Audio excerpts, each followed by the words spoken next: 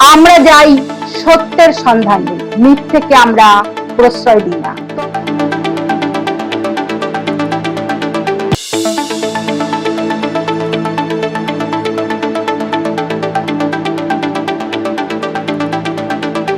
বাইশ বছরের সাজানো সংসার ভেঙে যাচ্ছিল ভুল বোঝাবুঝির কারণে।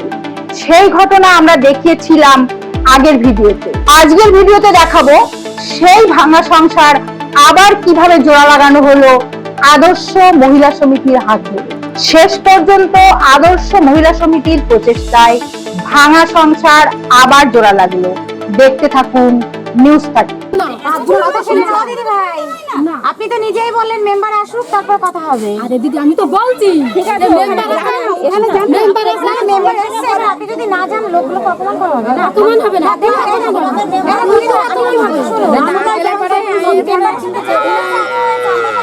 আমরা তো আজকে এসছি।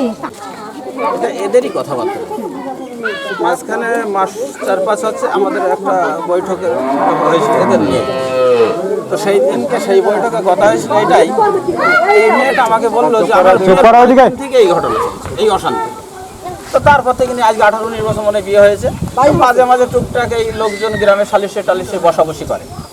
ইদানিংকালে এরা এই গ্রামে বসবাস করে, এরা লোকেরও মাথায় রাখে না, লোকেও এদের আর মাথায় রাখে না। কারণ যেহেতু একটা জিনিস বারবার বলে, তো সেটা ওরা যখন কর্ণপাত করে না, লোকেও আর বুঝে ফেলে দিয়েছে যে না ওখানে আর কাজ হলে হবে। এরা এই মেয়েটা ওই পাড়ার গ্রামেরই, ওর এই ছেলেটা ওই গ্রামের, ওরা একটা সমস্যার কথা বলে আমি এবারে এগারের সদস্য। তা আমাকে যখন বললো, তা আমি মেয়ের বাপের সঙ্গে একটা কথাবার্তা বললাম, বলার পরে দেখলাম যে খুব রেসপন্স পাওয়া গেল। তারপরে কয়েকদিন পরে এদের সমস্যা নিয়ে এ আমাকে কয়েকদিন বললো, বলার পরে আমি ওই মেয়ের বাবা আমার ভাই ভাই বলে ডাকি। তো যাই কথাবার্তা বলে টলে একটা আলোচনার টেবিল করা হয়। গ্রামের 2-5 লোকজন যেমন থাকে তেমন ছিল সবাই। তো ওই মেয়ের বাবা বা চাচা একটু দায়িত্ব নেয়, নিয়ে 2-4 দিনের মধ্যে আবার এই সন্ধ্যাবেলা এখানটাই বসা হয় বাড়ি। বসে টসে ওদের বলে গেলাম এইটাই যে যাবতীয় বাজারঘাট যা করার দরকার তুমি করে যাবা, আর তোমার রান্না বান্না করার দরকার তুমি করে যাবা। তার মানে এই নাই সংসারটা যেমন করে বা তুমি আজকে যে বছর ভাবে চলছো সেইভাবে। মাঝখানে একটা একটুখানি এড়িয়ে গেছে, এদের 4-5 বছর ধরে রান্না বান্না এর রান্না বান্না এ করে খাই, 4-5 বছর, আর এর রান্না এ বাচ্চা কাচ্চা নিয়ে করে খাই।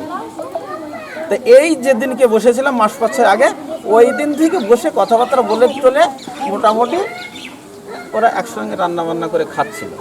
মিনিট 10-15 পার হয়নি, ও দেখি যে আমার বাড়ি টাড়ি তখন 9:30-10টা বাজে, তখন আমি গেট মেট লাগিয়ে দিছি, নামাজ টামাজ পড়ছি, খাচ্ছি। এই সময় গিয়ে আবার ডাকি, যে বললো যে আমার মারধর করেছে। ও আবার একটা তেল নিল আমার বাড়িতে, নিয়ে আমার 7-5 করে টেনে ওদেরকে রাত্রিবেলা আমার বাড়িতেই ও থাকলো। ও সকালবেলা বেরিয়ে আবার ওর কাজে চলে গেছে, সে তারপরে আর যায়।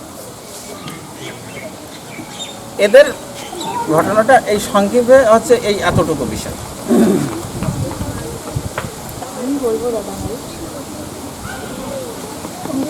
সংসার করবেন? সংসার করবেন তো কোথায় যাবো? যদি সংসার করতে হয় আমরা যে কথাগুলো বলেছি সেগুলো মেনে নিয়ে আপনাকে 100 বার।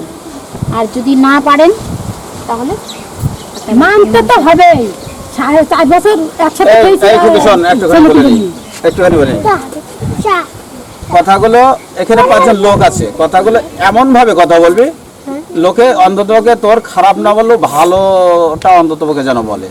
ভালো ভালো দরকার না, আমি এমনি খারাপ, সে আমি জানি, তো সবাই জানেন ঢাকের কাছে টাইমটাইমে ও কোনোদিন আমি এমনি খারাপ, আমি তো বলেই দিছি আমি সেই জন্য কথাগুলো একটু ভালো করে বলে, মানানসই করে কথাবার্তা বলে। এখানে যারা আছে তারা কম বেশি কিছু বলে। তারপরেও গ্রামের একটা মেম্বার আছে, তার একটা সম্মান আছে, ঠিক আছে? আশা করি সেই সম্মানটুকু দেবেন।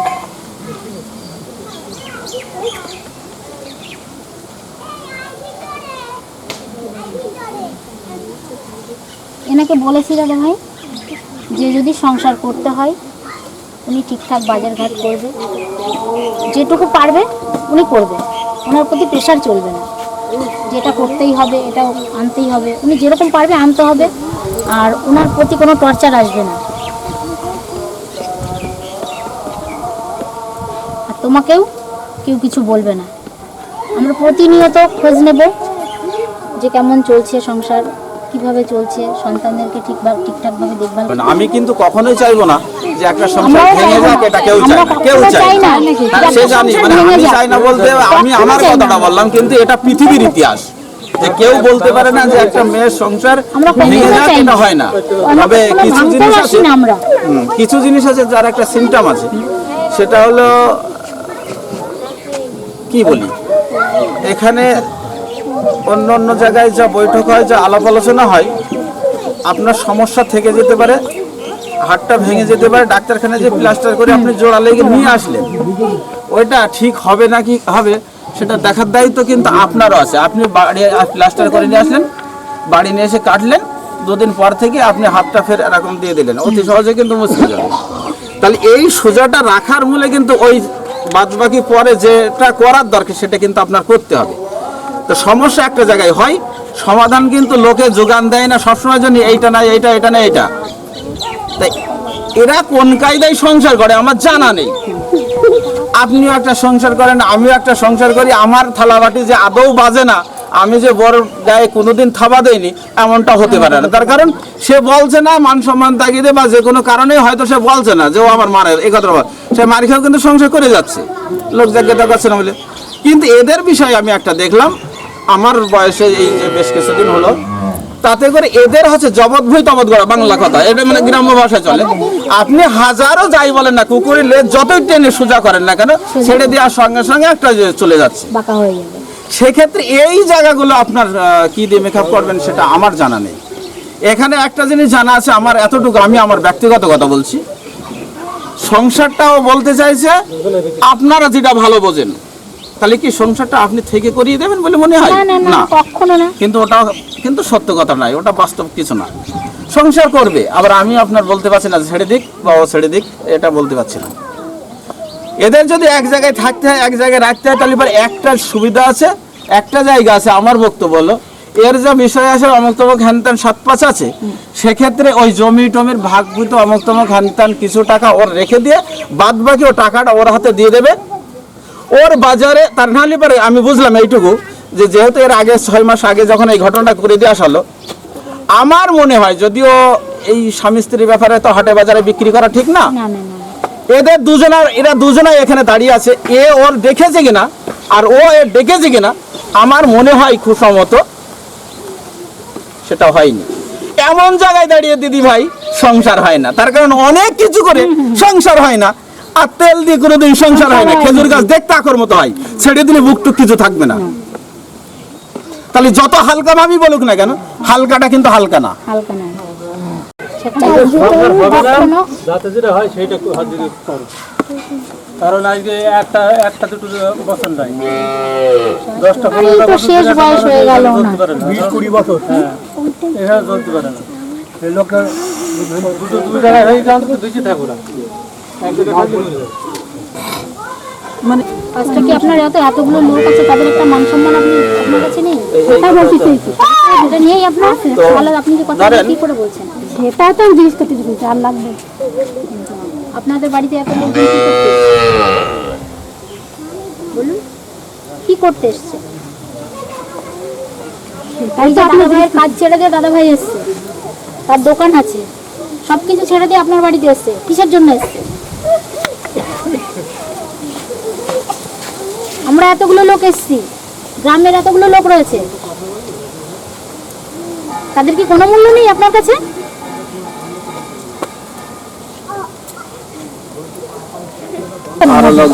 আমি সে জানি, সেই জন্য কথাটা বলা।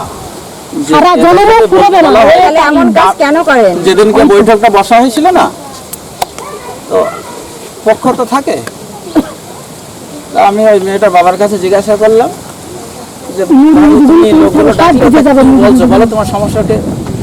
একটা কথা বলেছিল শুধু, আমার আবার একটুখানি খেয়াল থাকে ভালো, শুধু বললো যে ও তো কোনো কিছু মানতেই চায় না বলে আর 1 পিস কোনো কথা বলেনি। ও সে কে কি মানতে চায় না, এই একটা শোনো। সে আর জিজ্ঞাসা করেছিলাম এই মেয়েটার কাছে, মেয়েটা আমার প্রথম রাউন্ডেই বলেছিল, পরে অনেক কথা বললো, কিন্তু যখন একটা বিষয় নিয়ে বসা হয় তখন কিন্তু কিছু কথাবার্তা শুনতে হয়। ও মেয়েটা বলেছিল যে, আমি প্রথমেই বলেছি এই কথা, হ্যাঁ, ও বললো যে বাবু বিয়ের পরের দিন থেকেই আমার এই সমস্যা, আর কোনো কথা বলিনি, পরে পরে অনেক কথা হয়েছিল। আর এর কাছে কটা কথা থেকে কি বললাম যে তোর বিষয়টা কি, ও ঠিক সেম এরকম যে যদি সংসার করে ভালো করে যদি চলে তাহলে এবার সংসার করতে হবে, আর কিছু না। এই কথার ভিত্তিতে আজকে আপনারা শুনতে পাচ্ছেন তো এখানে 18-20 বছর মানে বিয়ে হয়ে বয়স হয়েছে।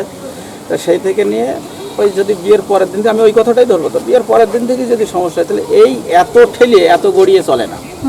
আবার সেজন্য ভালো করুক।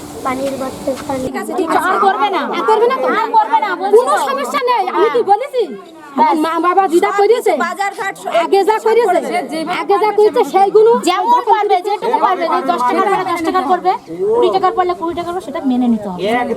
আরে দিদি সে কথা তো আমি বলছি যে 10 টাকা লাগবে সে জায়গায় 3 টাকা করে, তাও তো আমি মেনে নিয়েছি, আমি তো চলে যাইনি। ঠিক আছে, সংসার যখন হবে মেম্বারটা আসছে তাকে সামনে নিয়ে তোমাদের মিলতাল মেম্বারই তো একটা কথা বলবো, ঠিক আছে?